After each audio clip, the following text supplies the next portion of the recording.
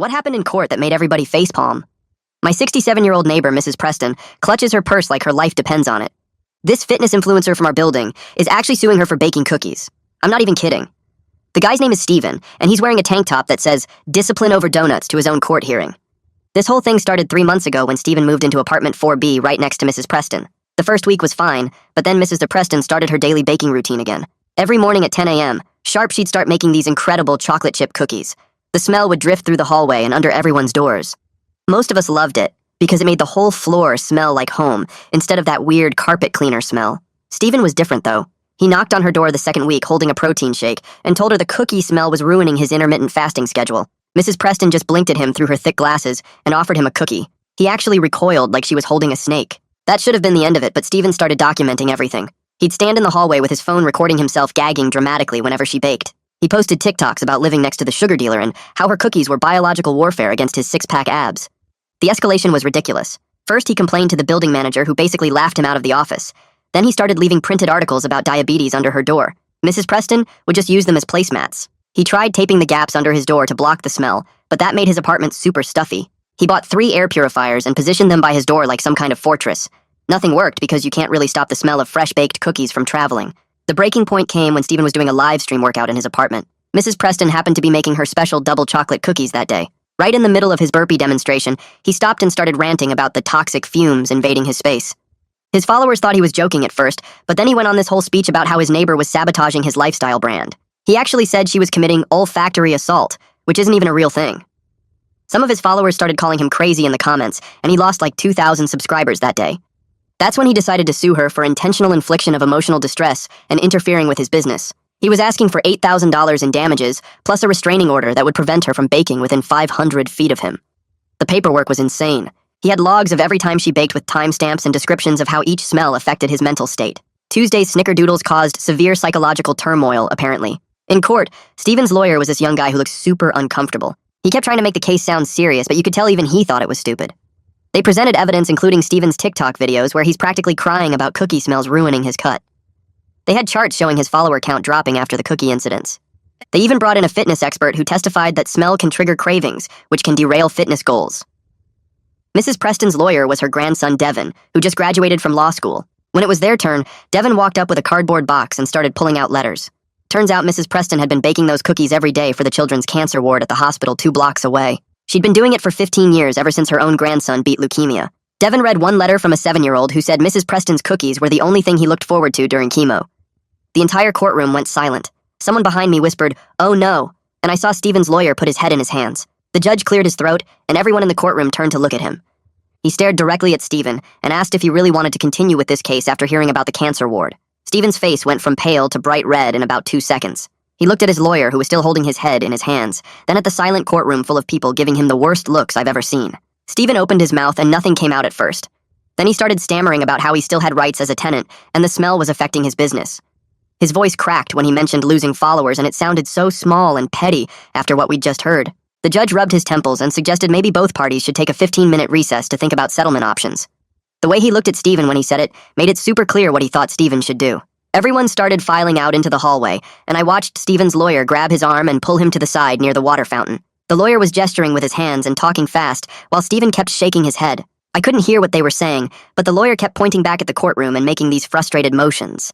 Steven crossed his arms and turned away from him, but the lawyer walked around to face him again.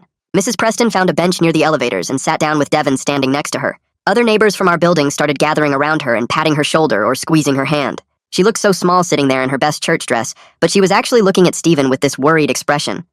That was such a Mrs. Preston thing to do, worrying about the guy who was literally suing her. A woman with a microphone and a cameraman suddenly came through the main doors and started looking around. She spotted the crowd around Mrs. Preston and headed our way, but then noticed Steven and changed direction. She walked right up to him with the camera rolling and started asking about the case. Steven's lawyer stepped between them so fast, he almost knocked the microphone out of her hand. He said they had no comment and physically turned Steven away from the camera. The reporter tried to follow, but the lawyer kept blocking her while pushing Steven toward the courtroom doors. The bailiff called everyone back inside, and we all filed back to our seats. Steven looked terrible, like he hadn't slept in days, and might throw up any second. His lawyer stood up and told the judge they were willing to discuss a settlement. Steven stared at the floor and barely nodded when the judge asked if he agreed to try mediation. The judge pulled out his calendar and scheduled a session for the following week. He gave this whole speech about how both parties needed to avoid posting about the case on social media. He looked right at Stephen when he said harassment could go both ways, and that was included online behavior. Stephen sank lower in his chair, and I actually felt a tiny bit bad for him, even though he'd brought this on himself. The judge dismissed everyone, and we all stood up to leave. Outside the courthouse, the neighbors from our building formed this protective circle around Mrs. Preston as we walked to the parking lot. People were talking over each other about how ridiculous this whole thing was. Someone suggested we should start a petition to support Mrs. Preston, and everyone immediately pulled out their phones to sign it. Mrs. Preston kept saying it wasn't necessary, but people were already sharing the petition link in the building group chat. Cars were pulling out of the parking lot, and I helped Mrs. Preston into Devon's car. She thanked everyone for coming and said she just wanted to go home and rest. That evening, I was scrolling through TikTok and Stephen's original rant video about the cookies popped up on my feed. It had gone viral again, but this time all the comments were calling him heartless and cruel. People were sharing screenshots from the courtroom and adding angry emojis.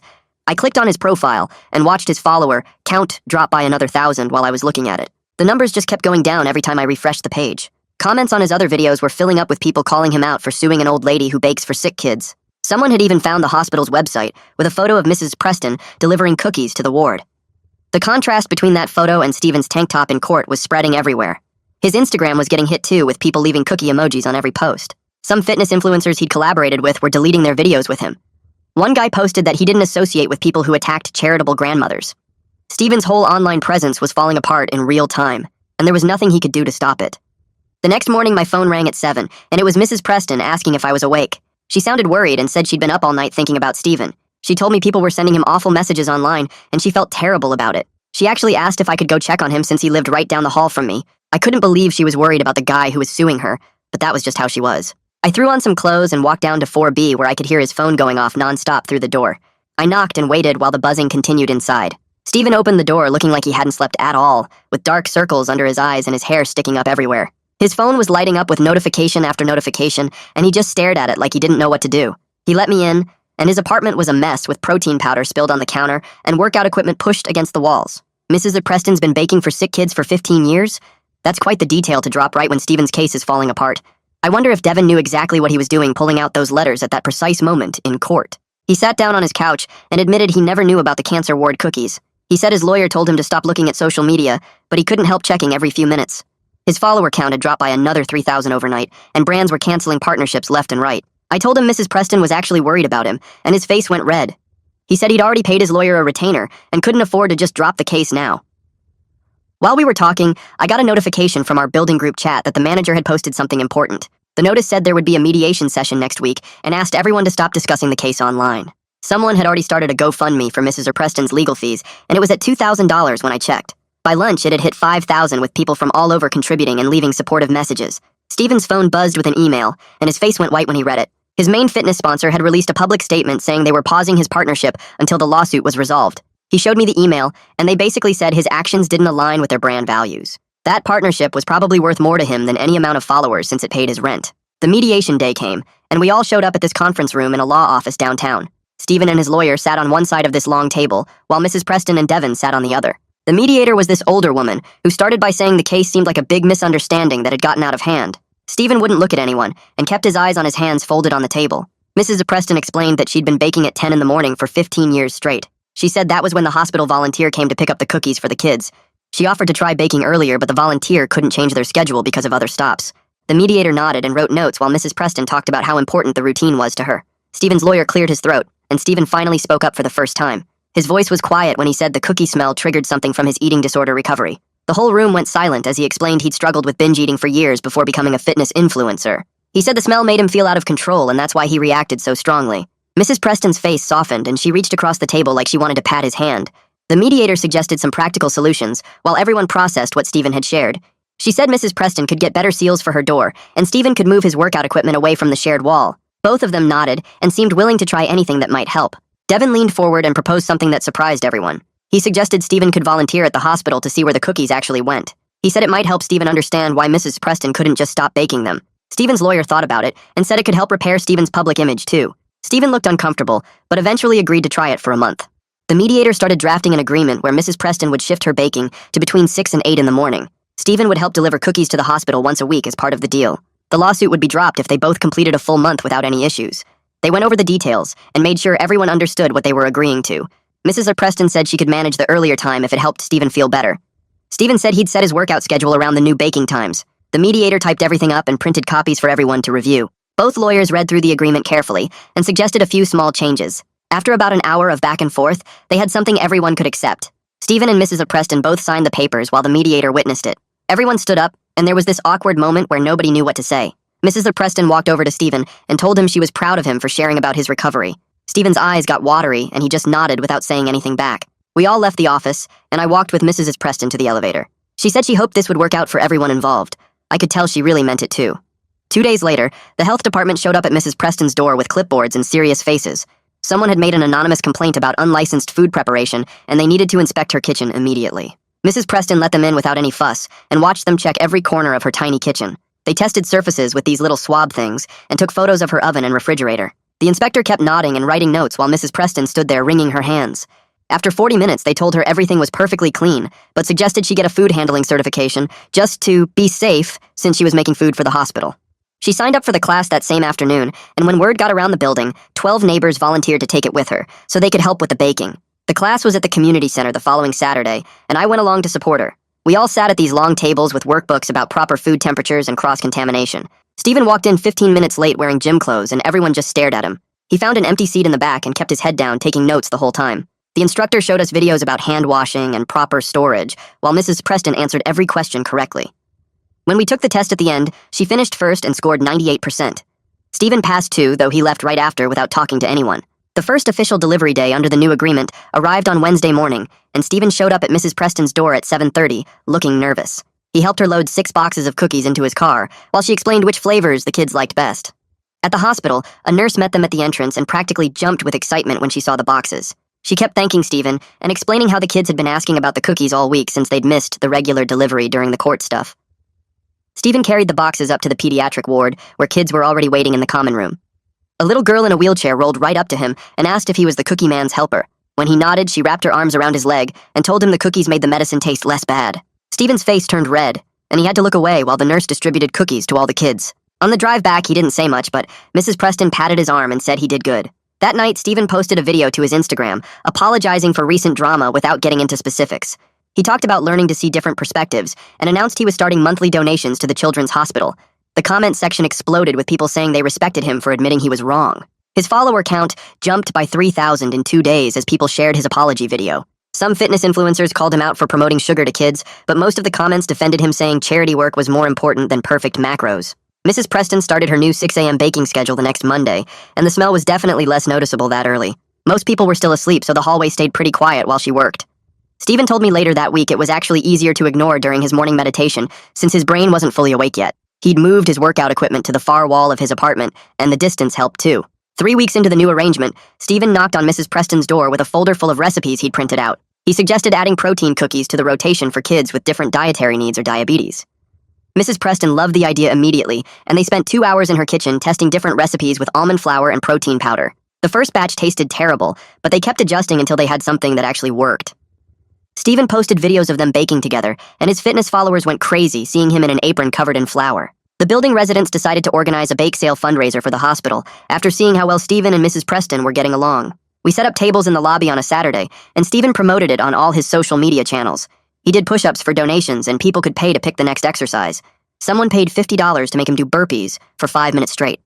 By the end of the day, we'd raised over $2,000, and Steven's abs were sore from all the demonstrations. A local news station heard about the resolution and wanted to do a follow-up story on how everything worked out. They interviewed Steven and Mrs. Preston together in the building's courtyard, with cookies visible on a table between them. When the reporter asked Mrs. Preston what she thought of Steven now, she called him a dear boy and said he had a good heart under all those muscles. Steven's eyes got watery, and he had to pause before answering his question about what he'd learned from the whole experience. The interview wrapped up pretty quick after that, and Steven's phone started buzzing nonstop in his pocket. He pulled it out and his eyes got wide as he scrolled through messages. Sweet irony when the health department basically gave Mrs. Preston's kitchen a gold star while someone was clearly trying to shut her down through the back door. His sponsor from that protein powder company had seen the news clip already and wanted to talk. They met him at a coffee shop the next day, and the rep actually seemed excited instead of mad. She said they wanted to shift his content toward balanced living instead of just extreme fitness stuff, and if he could show community involvement alongside his workouts, they'd reinstate his partnership immediately. Steven signed the new contract right there and started planning content that mixed his gym sessions with the cookie deliveries. The following Wednesday, more neighbors showed up wanting to help with the hospital run. First, it was just the older couple from 2A, but then 3 college kids from the 3rd floor joined, and even the grumpy guy from 5C came down carrying a box. Steven started making a schedule on his phone to coordinate who would go when. Within 2 weeks, we had 15 people signed up for regular shifts. Steven went to this custom t-shirt place downtown and ordered matching shirts that said Cookie Crew, with a little cookie doing a bicep curl. He paid for all of them himself and handed them out at the next building meeting. Everyone wore them to the hospital, and the kids absolutely loved seeing this whole group show up together. Mrs. Preston mentioned she'd been getting messages from Steven's followers asking for her recipe after they kept seeing her in his videos. Steven suggested doing a live stream where she could teach everyone how to make them properly. They set up in her kitchen with Steven's phone on a tripod, and Mrs. Preston walked through every step while Steven asked questions his followers had sent in. She showed how to cream the butter just right and explained why you should never overmix the dough. The stream hit 500,000 views in 3 hours, and people started sharing their own stories about baking with their grandparents. Steven's follower count jumped by 20,000 that week, and sponsors started reaching out about family-friendly content opportunities. The month trial period from the mediation agreement ended on a Thursday, and neither side had any complaints to report. The mediator called both parties to confirm everything was resolved and officially closed the case. Each side paid their own legal fees, which meant Steven was out about $3,000, but he said it was worth it for the lesson learned. Mrs. Preston never even mentioned the money she'd spent on Devin's time, though he did the work for free anyway. Around this time, Steven started spending extra time at the hospital, helping set up for the weekly cookie distribution. One of the pediatric nurses always made sure to be there when he arrived, and they'd chat while arranging cookies on plates. Her name was something with an M, and she'd tease him about the lawsuit, but you could tell she thought it was kind of sweet, how much he'd changed. After a few weeks, Steven finally asked her to dinner, and she said yes immediately. They went to this Italian place downtown, and she spent half the meal laughing at his stories about learning to bake with Mrs. Preston. She moved in with him about 4 months later, and joined the morning baking sessions whenever her shift schedule allowed. Meanwhile, Devin started getting calls from law firms that had heard about how he handled his grandmother's case. 3 different firms wanted to interview him, and one partner specifically said they were impressed by his creative approach to mediation. Devin picked a smaller firm that focused on community mediation and conflict resolution, instead of the big corporate place that offered more money. He said the cookie case taught him that helping people work things out was more satisfying than winning in court. The building manager decided to update the community guidelines after seeing how badly things had escalated between Steven and Mrs. Preston. She posted new rules in the lobby about dealing with cooking smells and neighbor disputes that basically said everyone needed to try talking to each other before filing any complaints. The rules specifically mentioned that cooking and baking were normal apartment activities that everyone had to tolerate within reason. She also started a monthly building meeting where people could bring up issues before they turned into lawsuits. 6 months after everything settled, Steven had a big fitness competition coming up, and he asked Mrs. Preston to be his guest. She showed up wearing one of his tank tops over her regular dress and cheered louder than anyone when he came on stage. Someone took a photo of them together afterward, with Steven holding his trophy and Mrs. Preston holding a container of cookies she'd brought for him. The photo went viral in the best possible way, with thousands of comments about how wholesome their friendship was. The hospital administrators had been watching Steven's work with the cookie program and offered to create an official volunteer coordinator position for him. They'd pay him a small stipend to organize food donations from local businesses and manage the distribution schedule. Steven used his platform to get 3 bakeries and 2 restaurants involved in regular donations to the pediatric ward. He made videos featuring each business, which helped them get new customers while supporting the kids. Mrs. Preston's baking operation had gotten so organized with all the help that she started making enough cookies for 2 additional hospitals in nearby neighborhoods. Steven helped her file paperwork to set up a proper nonprofit organization so people could make tax-deductible donations to cover ingredient costs. They called it Cookies for Courage, and within a month they had enough donations to cover supplies for the rest of the year. The mayor's office called our building manager 3 weeks later about some community service award they wanted to give us. The manager knocked on Mrs. Preston's door first, and then Steven's to tell them they'd both been nominated by someone at the hospital. They had to go downtown to City Hall on a Tuesday afternoon for the ceremony. Steven wore an actual suit instead of his usual tank top, and Mrs. Preston put on her church dress with the little flowers on it. The whole 4th floor went to support them, and we filled up 2 rows in the council chambers. When they called their names, Steven helped Mrs. Preston up the steps to the podium, and the mayor made this speech about how their story showed what community really meant. Steven whispered something to Mrs. Preston that made her laugh right as the photographer took the official picture. You could see they were actually friends now, which was wild considering where this all started. About a month after that, Devin got invited to speak at his old law school about the case. The professor teaching alternative dispute resolution wanted real examples of creative mediation solutions. Devin brought 3 boxes of Mrs. Preston's cookies for the 100 students in the lecture hall. He walked them through how the case went from a ridiculous lawsuit to a community program that now involved dozens of volunteers. The students asked tons of questions about how he got Steven to see past his own ego. Devin explained, it wasn't really him, but those letters from the sick kids that changed everything. One student recorded part of the lecture and posted it online where it got shared thousands of times. The law school even added it to their official case study database. Steven's lease came up for renewal right before the 1-year anniversary of the lawsuit. Instead of leaving like everyone expected, he asked the manager about the bigger corner unit on our floor. The apartment had been empty for months because it needed work, but Stephen specifically wanted it because it was right next to Mrs. Preston's kitchen. He paid for the repairs himself and moved in over a weekend with help from half the building. Mrs. Preston made sandwiches for everyone helping with the move. Stephen hung the Community Service Award in his new living room, where everyone could see it. The building manager had been getting complaints from other floors about cooking smells, now that more people were baking for the hospitals. Stephen proposed converting the old storage room in the basement into a proper baking center. He got his fitness sponsor interested by explaining how it would show the brand supporting community health in different ways. The sponsor agreed to fund the whole renovation, including special ventilation that would keep smells contained. The contractor installed commercial ovens and cooling racks and those big metal tables real bakeries use. They even put in a dishwasher and storage shelves for ingredients. The renovation took 6 weeks, and Stephen documented the whole process on his social media. His followers loved seeing him actually doing construction work instead of just flexing in the gym. I started noticing Mrs. Preston moving slower around February. She'd pause at the top of the stairs to catch her breath, and her hands shook a little when she carried heavy mixing bowls. Stephen noticed too because he started showing up at 5:30 in the morning without anyone asking. He'd handle all the heavy lifting and mixing while she supervised and added ingredients. They developed this whole routine where she'd sit on a stool directing while he did the physical work. Neither of them ever talked about why he was really there that early. The other volunteers just accepted it as part of the schedule now. The city contacted us about expanding the cookie program to help teenagers aging out of foster care. They wanted to create job training where kids could learn baking skills and food safety certification. Stephen immediately volunteered to teach nutrition classes, while Mrs. Preston would handle the actual baking instruction. The first group had 6 teenagers who showed up looking skeptical about the whole thing. Within a week, they were competing to see who could make the most perfect chocolate chip cookies. The way Mrs. Preston taught those foster teens to bake makes me wonder if she ever had kids of her own who she passed recipes to. How did Stephen know exactly when to show up at 5:30 without being asked? Stephen taught them about protein and carbs without making it sound like a lecture. Mrs. Preston shared life advice while they measured flour and sugar. 2 of those kids ended up getting jobs at real bakeries using the references from the program. A documentary filmmaker reached out through the hospital about telling their story.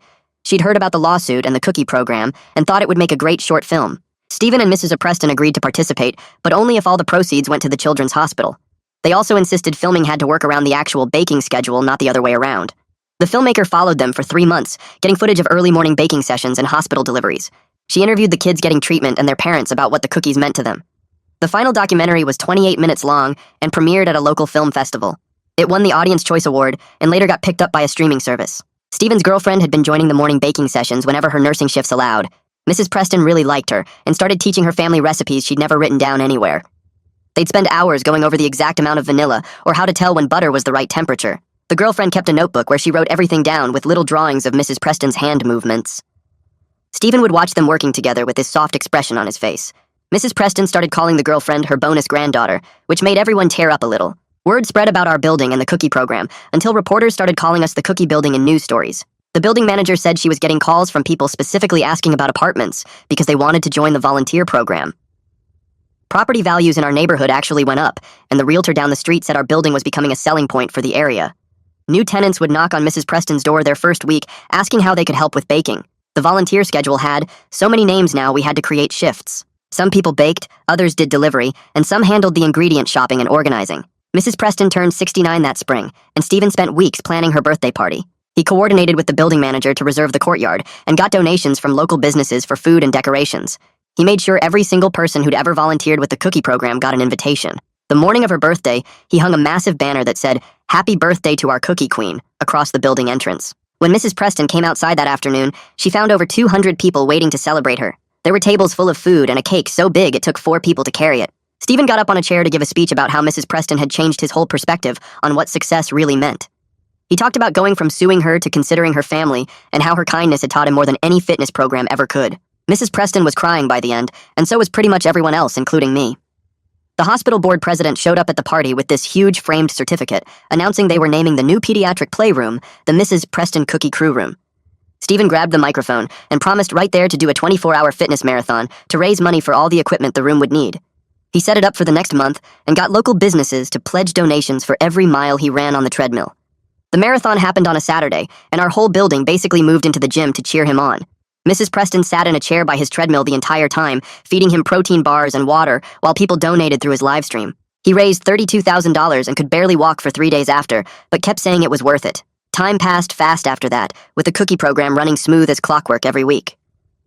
Stephen started talking about opening his own place that would make healthy treats and give jobs to people getting clean from drugs. He spent 2 years planning everything and getting investors while still helping Mrs. Preston every morning. The bakery opened 3 years after the lawsuit, with Mrs. DePreston cutting the ribbon, while Stephen's girlfriend took pictures. Half the employees were people from recovery programs, and Stephen made sure they all got health insurance and flexible schedules for their meetings. The place sold protein cookies and sugar-free muffins, but also regular treats because Stephen said balance was more important than perfection. Every month they'd donate half their profits to the children's hospital, which meant some months Stephen barely broke even, but he didn't care. Mrs. Preston turned 72 that year and told us she was getting too tired for daily baking. Stephen organized this whole training program, where she'd teach groups of volunteers her recipes and techniques over 6 weeks. People signed up so fast we had to create a waiting list for the next session. She'd sit on a stool directing, while the volunteers did the mixing and measuring under her watch. Stephen worked with lawyers to set up this fund that would pay for ingredients and supplies forever, even after we were all gone. He put in $50,000 of his own money and got matching donations from his fitness sponsors, who loved the whole redemption story. The program got so organized that volunteers could sign up online for shifts, and the hospital knew exactly when cookies would arrive each day. Mrs. Preston still came down most mornings just to check on things and give advice, but she didn't have to do the heavy work anymore. Looking back at everything now from my new apartment across town, I realized that stupid lawsuit changed everything for the better. Stephen went from this shallow guy obsessed with his abs to someone who actually made a difference in people's lives. Mrs. Preston got the help she needed to keep her cookie mission going without killing herself doing it alone. Those kids at the hospital still get fresh cookies every single week, just like they have for 20 years now. Thanks for letting me wonder. Alongside you through all of this today, it's definitely been interesting sharing these moments together. Take care. If you made it to the end, drop a comment. I love reading all your comments.